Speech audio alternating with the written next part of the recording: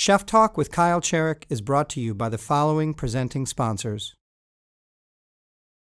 When I come into a restaurant, I like to feel as though I'm an invited guest, like I'm one of their friends and they've invited me over for an evening experience.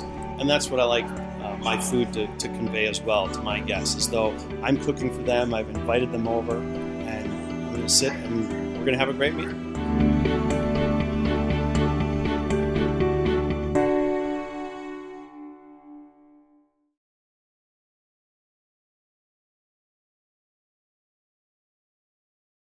For this episode of Chef Talk with Kyle Cherek, we revisit the conversation I had with esteemed chef Sandy D'Amato. There was so much history, there was so much relevance, there were so many great remarks about America's culinary scene, about his career with Angie and at Sanford. There was just so much that it warranted a second episode. So it is Chef Talk with Kyle Cherek and Sandy D'Amato. I remember a couple of years ago talking to you, and the conversation just progressed around to essentially, how do you get out? You were sitting on the patio across the street, and I think it was you and Rocco DeSpirito and maybe Mario Batali and another chef. And you guys were all saying, well, they were all saying, I want to be this, I want to be a national brand, I want to wear orange Crocs, I want to this, I want to have a fleet of restaurants, I want to have... You guys were all young chefs. That's when you did the chef dinners. Well, that was when Rocco wanted to become a star. Yeah. I mean, And it was kind of funny because he was referencing not only Mario at the time, who was like, at that time he was really, him and Emerald were the only two people that were really doing anything on the Food Network. Right, they were the stars of the Food Network almost by accident. You know, and what I was a guy in Milwaukee, you know, but he says, yeah, I want to be, and I think he was just being nice to me, but he says, I don't want to just do that. He says, I want to be like a TV star. Mm-hmm. I mean, not even a chef star. He wanted to be a TV star. So this is like 92, 3? Yeah. I mean, just an unheard of concept, basically, for chefs. Yeah, a little after, maybe 94. Yeah. But it was, right around that time. Yeah, he was just, he was a good chef at that time. And I had met him at Union Pacific in New York. Mm-hmm. We had just we stopped out there for dinner, and it was a great dinner. I mean, he's really a good cook.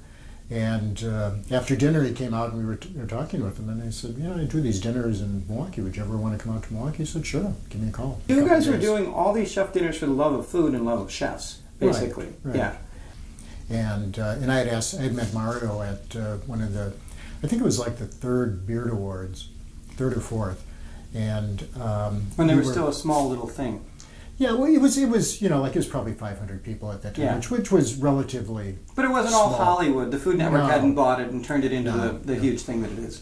And we were, and I remember because it was Bob Kincaid and Roberto Donna and myself, and then I was sitting right next to Mario, and we were all in the front row, and Bob was nominated, I was nominated. Roberto was nominated, and we were trying to figure out. He said, we're in the front row. He said, we're winning this year. Somebody's going home. Yeah, we're winning this year. And then I remember that Patricia Wells was on the stage because they were doing some award thing, and she looked down and she winked, and I thought, oh yeah, this is the year. I got it. Yeah, that didn't happen. So that was eventually took another 3 years. Yeah. But that's where I met Mario. Yeah. And then I invited him out, and he asked if he could. Well, he said he'd come, and then he called up his agent or representative or something at that time. Called up afterwards and said, "Can Mario bring his sous chef out?" And we were a pretty low budget dinner, and we were paying to flying everyone out and putting them up, and so money wise it was we didn't like bringing out two people. Yeah. And I said, we're going to have we'll have like 30, 35 people here, and this is really hard. It'll be so easy for him.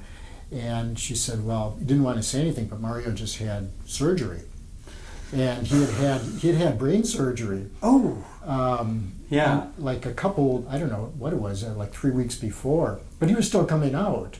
And I said, well, why did you say that? Of course you can bring a sous chef out. And he was fine, when he came out. Show must go on. That's amazing. Yeah, but that was one of the better dinners we did, because at every dinner we always had a mix of people, and I specifically tried to do that, get people that were just on the cusp of, you know, what they were doing, Yeah. and then people that were really established at what they were doing. So in that conversation, what I pulled away is you guys were all talking about where you wanted your careers to go, and then how do you get out? And in a way, you've made that next transition. You got the book, you and Angie sold, passed on Sanford to Justa and Sarah. You've got this cooking school and this farm. It's a really, I mean, it's a really hard thing in the business, because everybody knows why they get in the business. Nobody knows why nobody even thinks about when you're getting into the business that, well, what is the end plan? Yeah. And you know, and there's a lot of businesses that do have that, because they have a pension plan, or they have something that, you know, you're looking at and you're thinking, well, like, say if you're a city worker, you know, I'm going to work for 20 years, and then I'm going to get my pension, and I'm, you know, your life is kind of planned out. And then I'm going to do what I really want to do, but you were doing what you really wanted to do from the get-go. Right. And so it was trying not to change that, you know, because our exit plan had to involve cooking, because I don't, you know, I'm not retiring. I don't want to stop cooking. I just don't want to do the day-to-day of a restaurant anymore. Party fillets. One is rare. Some filet, one rare. One chicken. Party style. 7